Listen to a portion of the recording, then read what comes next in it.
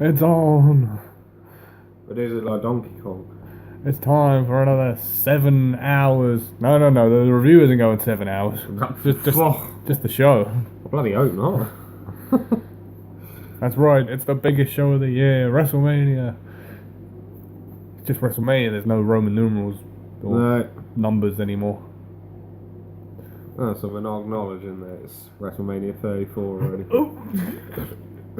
Yep, that's right, folks. 34. Another 4 years. That epic joke that Bobby the Brain Heenan made at 17 won't be able to use it anymore. We watched that before Mania. It was fun. But no, we're going to kick things off with the pre-show, which we sort of semi-watched.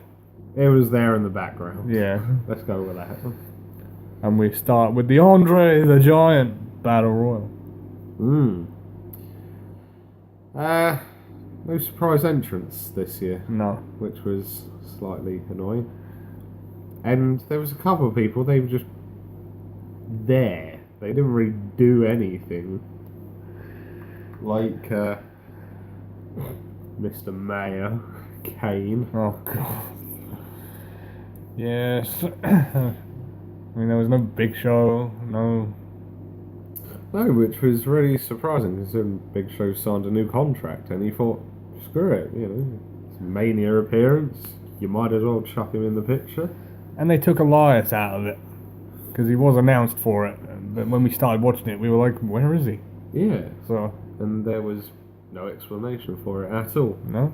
And one thing that did, well, more than one thing that bothered me with this match, but one of the main things that bothered me with this match, they wasted JR and King Yeah. on this.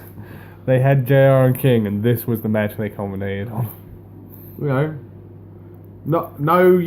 Let's save JR in case the Undertaker turns up or anything. Nah, let's waste him on the pre-show. But we're not going to bore you with all the eliminations. It came down to Baron Corbin and Woken Matt Hardy. Yeah. And Baron was about to eliminate Matt. And then Bray Wyatt appeared. Out of nowhere. And we thought, is he going to cost Matt the match? Well, no. But he didn't. He helped him. Yeah. And Woken Matt Hardy won the Andre the Giant Battle Royal. Which I called. He did. So, yeah. And then they celebrated together. Yeah. And Bray was doing his hysterical laugh and Matt was doing his crazy... Wonderful. And... So, then we had some... then we had a superhero face-off. No, it was just their costumes that were designed around superheroes. We had the vacant cruiserweight title match. It was going to be Cedric Alexander versus Mustafa Ali. Now, I'm guessing they got clearance from Disney here, but Cedric Alexander came out with Black Panther theme.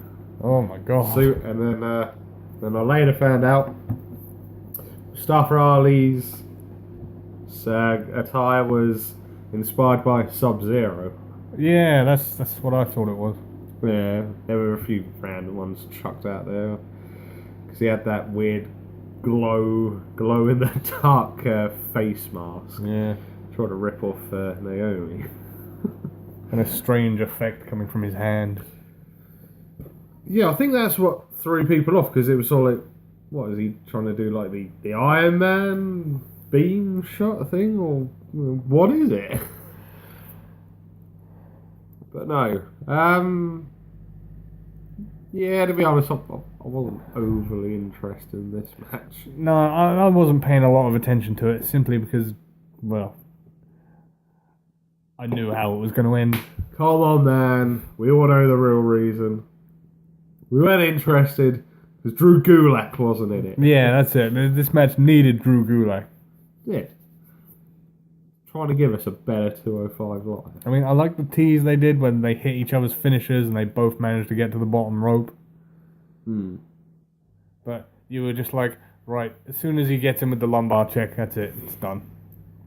And it was. And it was. So at last, after 7 long months, Cedric Alexander is the Cruiserweight Champion. Yeah. He was given the title by Rockstar Spud. Drake Maverick. Breaking the fourth wall again. Is he actually retired? Is Spud actually retired now, or can he wrestle? Do we even know? No, we don't. I've not heard a retirement or anything. This is just how WWE are using him. I'm gonna have to ask him that one. Yeah, why not? Right, match number 3 of the pre-show. Which was the women's battle royal. Yeah, they don't get a superstar it's dedicated to. It's just the women's battle royal. the WrestleMania Women's Battle Royal. And a very crudely designed trophy. Yeesh. Less said on that, the better. To be honest, I really wasn't paying much attention to this one. No, I mean, we had an idea in our head how it was going to go down, but I was slightly surprised. There wasn't any surprise entrance, really, or anything. No, there was someone from NXT and one of their Indian wrestlers. There was this woman dressed in all orange. Yeah. Didn't really know who that was.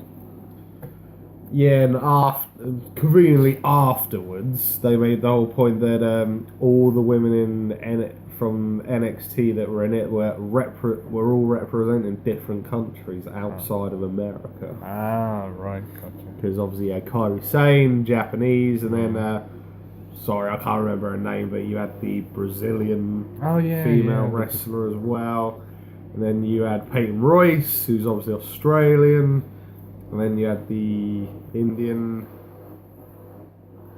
female wrestler, and then... Nahasa Pima Petalon. Jesus Christ. I don't know. And then I feel as if we're missing someone else. Probably. Yeah. But it was a long night. Yeah. So, no, we said all along that it was going to come down to Sasha and Bayley. And it did. And then we got the ending we wanted. Bayley turned on Sasha. Yeah, that was it. It was over. And then we were ready for the music to hit, start the celebrations of that. And then, all of a sudden, Naomi crawled back into the ring and she was like, I never got eliminated. And it was like, really? I haven't seen you in like 5-10 minutes. and then Naomi eliminated Bayley and won. Right? Yeah. I mean, so she went from winning the title in her hometown last year to winning a trophy on a pre-show battle royal. I'd call that a bit of a drop. Then again, it would have been the same for Bayley, except the whole hometown thing. Oh, yeah, she did too. Yeah. But no! Moving on. Main show time. 5 hours. And we sat through it all. 5 hours plus. And we opened up with the Intercontinental title match. We thought all along it was going to be the WWE Championship, but no. They decided to go with the Intercontinental title match. And again, we had a theme for the wrestling attires. Seth Rollins coming out as the Night King from Game of Thrones. Miz had a Natoro theme going on with his. And I didn't realise as well, them goggles he had on and that had awesome. Oh, no. And then we had Finn, who was promoting the LGBT community. Yes, he had some rainbows on him. And he had some fans helping him with his entrance as well. Yeah. So yeah. This was a good, solid opener. Enjoyed this one. Liked the tease of him throwing him into the barricade, the move that separated the shoulder. Yes. And he couldn't quite get it in. No. And then I was rather impressed with the ending of the match. Because it looked as if Finn was ready to pick up the victory. And Seth come in, done the stirb comp to Finn onto Miz's back. Ooh. And then he hit the curb stomp on the Miz. As it should. And he picked up the victory. So, your new Intercontinental Champion and, shockingly, the last Grand Slam winner out of the Shield. If you look back and think about it, right? Seth was the only one out of the three of them that did anything in NXT. Yeah, he did. Yet he was the last one to get the Grand Slam. Well, who'd have thought it? Crazy. And if you think about it, Seth was actually the first one to win the world title out of the Shield. He was. He was as well. But one thing I gotta mention this, right at the beginning of this, Miz sent away his two cronies. You're supposed to be the bad guy. Okay? Well, sending away the other people, that's a face move. Well, he's going along the whole lines of, father has changed me now. I'm a changed man. I'm not buying it. I'm not buying it. Nah. He's probably going to go back on it on Raw. Right. So, then next, we had the SmackDown Women's Championship match. Mm-hmm. The Queen against the Empress. How was this one going to go down? Streak versus Champion. Well, I like the entrances. That was pretty elaborate. Yeah, although Charlotte got a lot more attention on hers than Asuka did. Yeah, Asuka just had the weird masks in the air. Oh, Drew. Yeah, let's not get started on the awful 1980s CGI objects. We had this running joke all night of what if the crowd could actually see them, and then it'd be like, oh my god. Yeah, so then of course as well, Asuka had the glittery face mask. Yeah.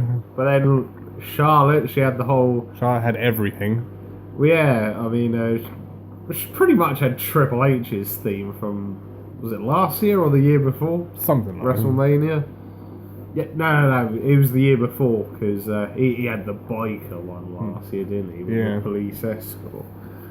So yeah, the whole manservants and her sitting on her throne and everything.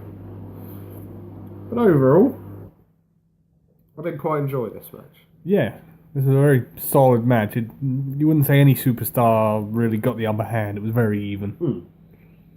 One spot I liked was she did the moonsault, and as soon as she did the moonsault, she got caught right on the landing into a submission. Yeah, that was cool. Something different, thinking outside of the box for a change. I mean, there were a few different submissions in this match. Yeah, you had the iron bar. You had the Asuka lock. And of course, Charlotte's a woman of submissions. Yeah. I'd like her to put me in a couple. Oh dear Lord. It's all going downhill from here. But no, I think it's safe to say we were all shocked by the finish. Yeah. Because there's been rumours going around already about what's the plans for Mania next year and everything, and a few ideas with various different people announced. But no, in the end, Charlotte put the figure 8 leg lock in, and Asuka tapped. Even more impressive was a one-armed. Yeah. And when she tapped out, we all just... All our jaws hit the floor and we were like, oh my god, we can't believe it. Actually tapped. Yeah. And then there was a tiny bit of confusion afterwards because Charlotte was celebrating and then Asuka grabbed the mic. And initially, we thought she'd screamed at the crowd, shut up. Yeah. But apologies here, but she'd actually said Charlotte. Yeah. And she said Charlotte was ready She for was. Asuka. Congratulations. And then they had a sportswoman hug. Hug it out. Hug it out. They hugged it out. And yeah, still the Queen. So, what's next? Oh dear. Well, you got a bit of a downer on things. We had the United States Championship match. You got Bobby Roode, United States Champion Randy Orton, and arguably one of the most popular men in the company, Yes. Rusev. And Aiden English was sporting a new haircut to what he had in the pre-show. Yeah, he pretty much took the clippers onto it. All went off. Yeah. And then, of course, as well, we had Jinder there. Yeah, and he messed up his entrance because he tried taking off his jacket and he broke it. That's right. And we all laughed at him. Even he looked a bit pissed off that it had broken. Yeah. Right, I gotta be completely honest here. Didn't feel this match at all. No. They should have kept it to a triple threat, or I don't know. They should have added an element to it or something. I got a bit bored watching this one. I couldn't even tell you any of the spots that happened in this. Well, you had a couple of moments. I mean, you had Rusev put the accolade on, I think it was Jinder, and that got quite a pop, obviously. Whole crowd were chanting Rusev Day, Rusev Day. But no, unfortunately, we had a crappy ending. Yes. Sunil Singh getting involved yet again. And Jinder didn't successfully hit properly the Colossus. What a shock. But unfortunately, he did pick up the victory. So, great. Yay, your new United States champion, Jinder. So now, get ready for a couple of months of the same promo, the same boring interviews you've been hearing for the last 8 months. oh, I'm be needing this. Right, let's move on to quickly move on to something else. And we've now got a tag match that I think we can safely say all of us were slightly taken aback of and surprised with. Yeah, this was good. This was really good. We had, of course, the Battle of Raw. Kurt Angle and Ronda Rousey versus Triple H and Stephanie. And we were all thinking, well, what's Triple H going to do this year? Wasn't really anything special. No, he had a biker gang escort. And Steph was on a bike. She was. And we all made the joke how it would be funny is if she actually veered off the stage.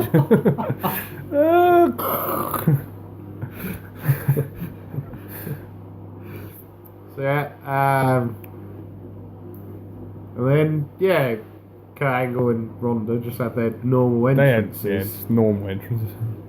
Yeah. Although pretty sure Ronda was sporting for a Roddy Piper look with her attire though. She had the kilt. Yeah. So as we touched on before, pleasantly surprised with this match. This was actually a really good match. We started off with Kurt and Triple H, but then after a short while, the women then got involved in the match, and without further ado, Ronda looked alright. I think the energy and all the hype had built her up a little bit. She was a little bit out of control at times, but then she very quickly slowed it down and got the momentum back in. And it was annoying / slightly good. The whole keep on teasing to put the armbar on Stephanie, and she was like screaming, "No, Ronda, no, please!" Oh, well, it was when she had Triple H in the armbar. Oh my god, did he sell that? And it was like, oh my god. I was like, Trip, if you tap out of this, don't bother. Don't bother coming into work tomorrow. But no, we had a great spot where I don't know, no, I think that may no, I don't think that was the end of the match where both of them had him in a submission. Yeah, the ankle lock and the armbar. Yeah, that was near the end of the match because Triple H actually reversed it and pushed Kurt into Ronda. That's and right. that broke it up. Yeah. Yeah, Ronda had the armbar on Stephanie and Kurt had that freaking ankle lock in. And it was nice to see. Kurt actually looked in decent shape. He was. Because you gotta admit, that match he did with the Shield wasn't great. Well, he didn't know he was going to be involved in that. It was a very last minute thing. True. Probably why they had him in all that Kevlar armor, so he didn't have to show his out of shape physique. Whereas he's had time to prepare for this one. Yeah. But in the end, we got the result we all thought we were going to get. Kurt Angle and Ronda Rousey being victorious in this one. Kurt had taken out Triple H at this point. Yeah. And then Ronda locked the armbar on Stephanie. Oh, yeah, and then they probably built up to this one because it was like Steph tried to block it, she had the other arm in the way. And as soon as it was locked in, my gosh, the scream. And she tapped out quicker than you when you were in that crossface in the FWA. Cheers, bro. Oh!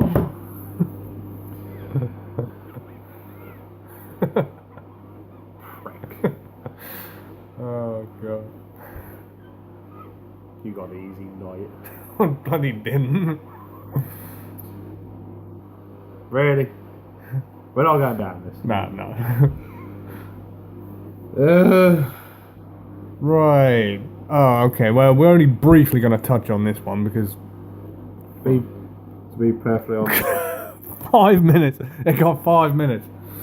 Well, to be perfectly honest with you, we weren't interested in this match. It was there in the background and we were all talking amongst ourselves. We're of course talking of the WWE SmackDown Tag Team titles match, which I swear it was originally announced was going to be a ladder match. Yeah, it was. Yeah, just an ordinary. They scrapped that. Ordinary triple threat tag match. So you had the Bludgeon Brothers, the Usos, and the New Day. And the New Day were the only ones to have some sort of special entrance because they had loads of guys, midgets dressed up as pancakes. They did. And we were like, oh, it's the return of the junior division. Yeah, the junior division's back. Dressed as pancakes. We're not going to bore you with this one. Long story short, unsurprisingly, don't agree with it, but we knew it was going to happen. The Bludgeon Brothers are your new tag team champions. And no joke, we've just looked this up. This match lasted 5 minutes and 50 seconds. Wow. I would say the entrances probably lasted longer than the match itself. Sorry, I'm just looking at the next match. Oh, now we get even better. So, Elias was taken out of the Andre the Giant Battle Royal to give us a live performance. And he got a hell of a reaction from the crowd. Yeah. But then he got interrupted by Cena. And he said, nah, I've had enough of this crap. Come on, Undertaker, where are you? But he weren't coming. No. So then Elias got the AA. And he's like, right, there you go. That's my WrestleMania moment. And then he started walking back up the entrance ramp. And then we heard that famous gong. Yeah. And then the light went on in the ring, and there was the hat and the jacket that he had left last year at WrestleMania. Yeah. And then a few seconds later, a lightning bolt struck the ring. And the attire disappeared. And then not so much of a shock to us, but the Undertaker appeared. Yes. So it looks like we were going to be getting the match after all. We were, and wow, it was not what I was expecting. No, I mean, I was just laughing this whole match. I'll just look this up. You thought that tag team match was bad? This lasted 2 minutes and 45 seconds. I don't know what angle they're going with this, but it was a squash match. Undertaker absolutely destroyed Cena. Yeah, Cena got in one move in this whole thing. Yeah. And to him, when Undertaker sat up and it like launched Cena 3 feet across the ring. Yeah, he was going for the 5-knuckle shuffle, wasn't he? And yeah, Undertaker sat up and literally John launched back. It was brilliant. So kudos to him for the sell there. And Cena, you've been in the company for 15 years. How is it possible that you can't even sell a big boot? It didn't even hit him. Oh, jeez. Yeah, that one. Yeah, he was about a foot away from him. But no, what, 2.5 minutes, if that? It was just over 2.5 minutes. Undertaker won with a tombstone. And, yeah. And probably the most one-sided victory against Cena since Lesnar at SummerSlam a couple of years back. But even that went like 15 minutes. Yeah, so, is this the end of The Undertaker, or are we going to be seeing more of him? At this point, who can tell? Right. I'm even confused now. So then, moving on, it was one of the matches we were all waiting for. The epic in-ring re-debut? Yeah. The epic in-ring return of Daniel Bryan. Oh my god. And of course he was teaming up with Shane-O. Yeah. Super Shane. He's still reigning for that diverticulitis. Yeah, and the hernia. Oh yeah, let's not forget the hernia. And they were facing off against the team of Kemi. Yeah, and they didn't even get an entrance. They attacked Shane and Daniel from behind. They did. Took out Daniel. Didn't he take a pop-up powerbomb to the bloody apron? He did, another one. Yeah. So, weirdly, the guy who's half dying and has got a hernia, he worked a lot of the match. Yeah, they gave Shane a beat down. Yeah. And then, I don't know, about halfway through, Daniel came back. Yeah. Got the hot tag. Oh my god, was it a hot tag? Whole crowd went crazy. And he took it as Sammy and Kevin. Yeah, this... Saw the it kicks. The yes kicks. Let's not forget the bloody ridiculously high drop kicks in the corners. And in the end, much to our shock, Daniel Bryan and Shane picked up the victory in this one. Yeah, with the yes lock on Sami Zayn, I believe it was. Yeah, I think so.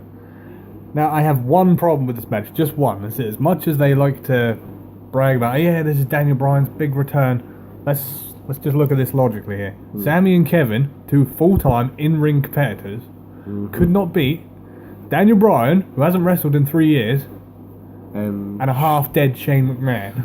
Yeah. I have a bit of a problem with that. Just a little bit. Yeah. I know we should all be going, yes, Daniel's back. This was his big epic return to his best moment. But it's like we discussed in the past.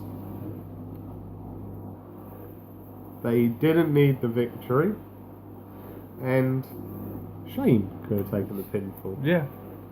There is just no logic in this. No. I mean, I'm fine with the result, but it doesn't make a lot of sense.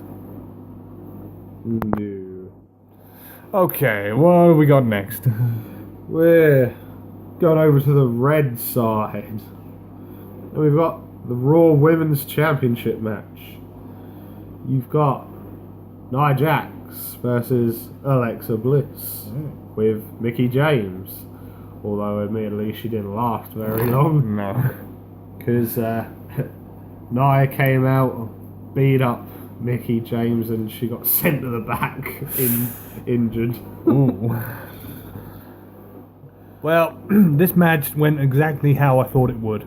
Went a bit longer than I expected. Yeah, we were sort of half-ass expecting 10 minutes. along the lines of Undertaker and Cena. Yeah. Crush squash match.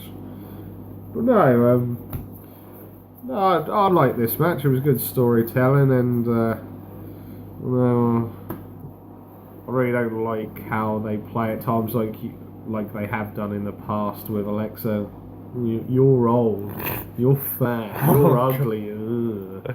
It's like, really? We're in 2018 now. Do you really need to be going down that line? Yeah, and it's a bit ironic since they're running this whole fat shaming angle. Yeah. Mickey James is a part of it when she was involved in one of the worst fat shaming angles of all time. Jesus. Yeah. With Lay Cool. She's been in 2 horrible ones. Yeah. You had the fat one all back in the day there, and then like literally a few months ago you had the awful. Oh, yeah. You're old. You're old. You're a grandma. Angle. Jesus. So, but in the end, we got the victory we all thought we were going to get. Nia Jax is your new women's champion. we're a top rope Samoan drop. Yeah. And at that point I was like, please, be careful with Bliss. She's only short. Sam had ulterior motives there. Hey, I'm just being sympathetic towards the female competitors. Okay. I've got some sympathy. So, moving on. Yeah, at some point we had the Hall of Famers come out. Yeah, here's your Hall of Famers, except for Kid Rock. Yeah. For whatever reason, he wasn't there. Much like most things, he was too busy. He had prior arrangements. Yeah, let's not go down that one. That's sour grapes for me. So now the match we all wanted to see. The WWE Championship, AJ Styles versus Shinsuke Nakamura. Oh man. Again, the one annoying thing I had throughout the night, they had a running trend in the majority of the matches.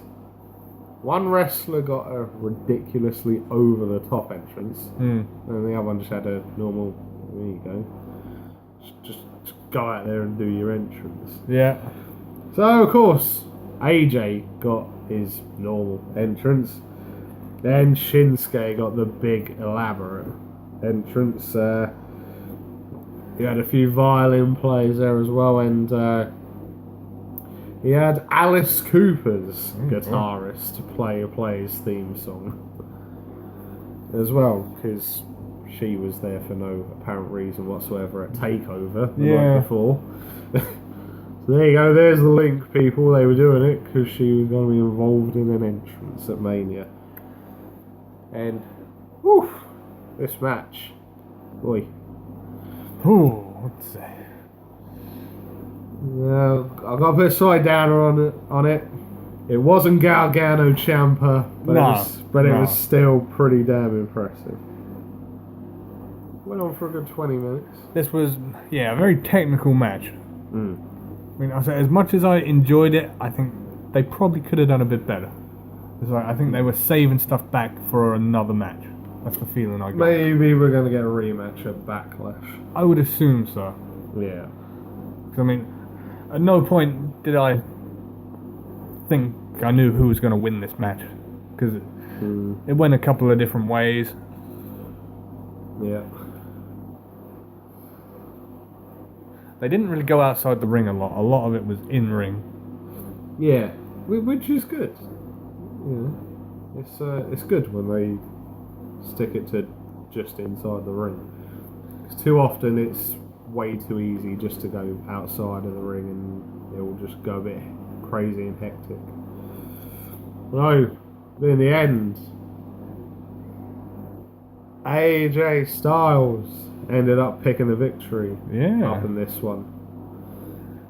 With, I believe it was the floor. No, Styles Clash. Yeah. Wow. There you go. He hasn't ended a match for that one in quite a while. No, it's not often he does. But I like the sequence of reverses. It was the King shot, so he rolled him up. And it was kind of a Styles Clash out of nowhere. Yeah. So then after the match we had the whole respect part and AJ put their hand out. Yeah. Ready to say like, well done buddy. You put up a good fight. And then to shock us all, Shinsuke low blowed AJ. Man. Disgraceful. He's turned his back on the WWE universe. Terrible. So we thought he was a man of respect. Yeah. What's he gonna have to say about this one? Well, I don't know. We'll find out on SmackDown, hopefully. We're gonna get heel Shinsuke Nax.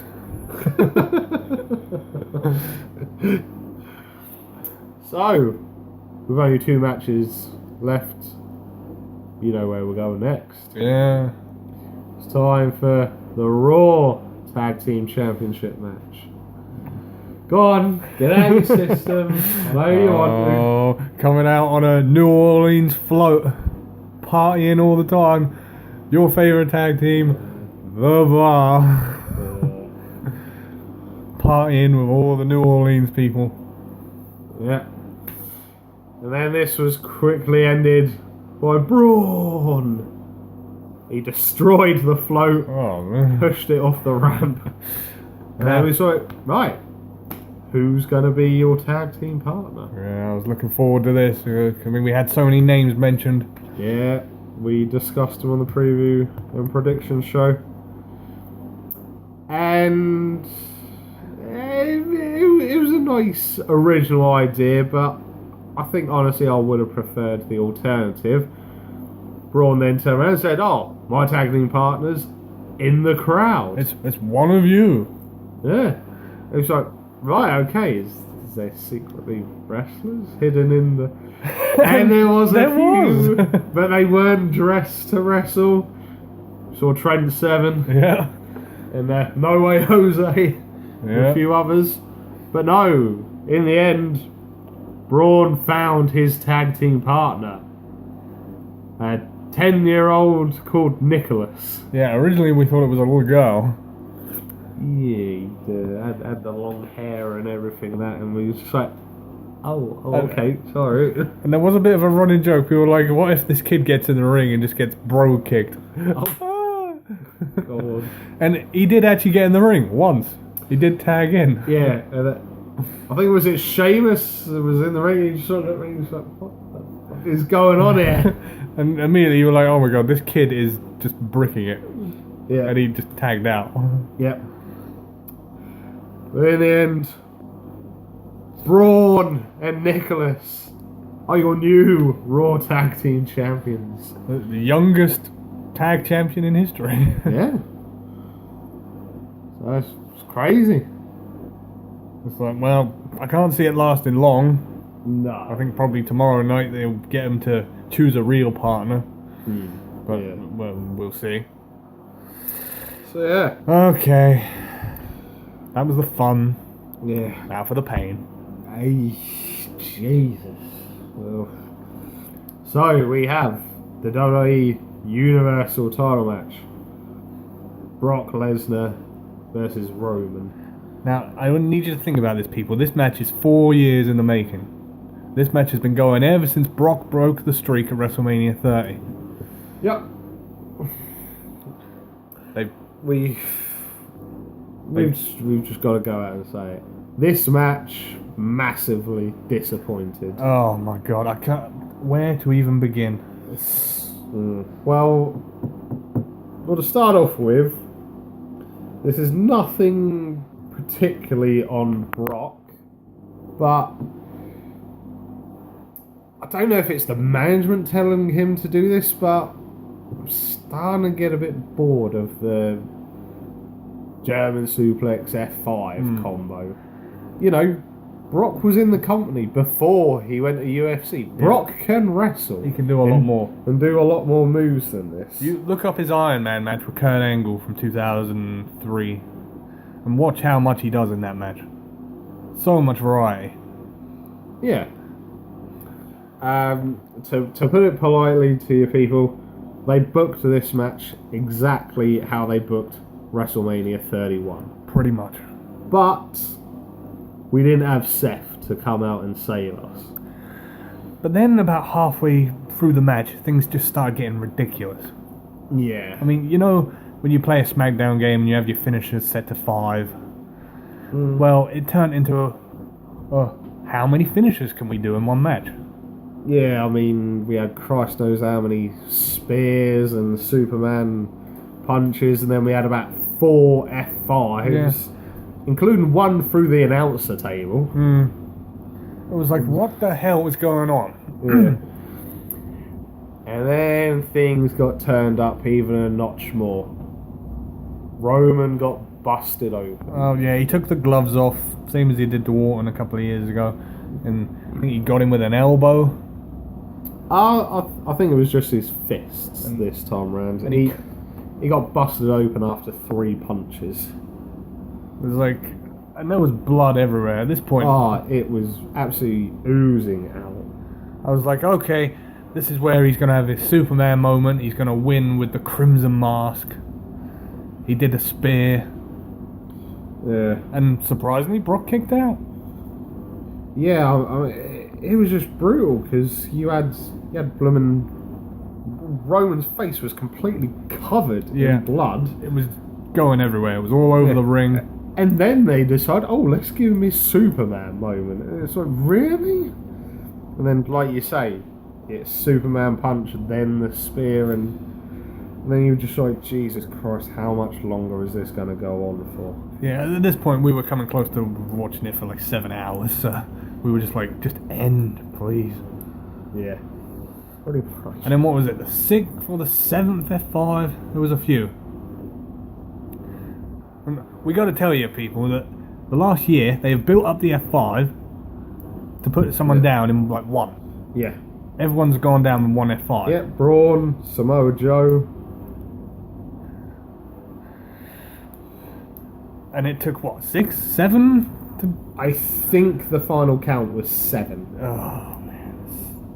And the last F5 finally beat him. And immediately I'm left thinking, okay, so what was the point of this match? It achieved nothing. Yeah, no. The crowd weren't interested. No, we weren't interested in it. We were just like, Jesus Christ, end the match. My general thought is no one has come out of this match any better. No, they really haven't. It did nothing for either man. It's like, so Roman's had his big old journey of, he can beat him now, and he didn't. And Brock's finisher has now been, well, more or less reduced to a signature. Nothing. Because it took 7 of them to beat one guy. Yeah. And then, this was the part that annoyed me. They did the whole video package of the ending, and then for some strange reason we were treated to 5 minutes of Roman walking off. Yeah, that was weird. Which I'm told that it was done to sort of get sympathy towards him. It didn't work. No. Either, apart from the fans being really uninterested, even though you heard a couple of no chants. Yeah. It was like, is this it? Has Vince finally given up? Is the Roman project over? You got that impression, yeah. I don't know, it was a strange ending.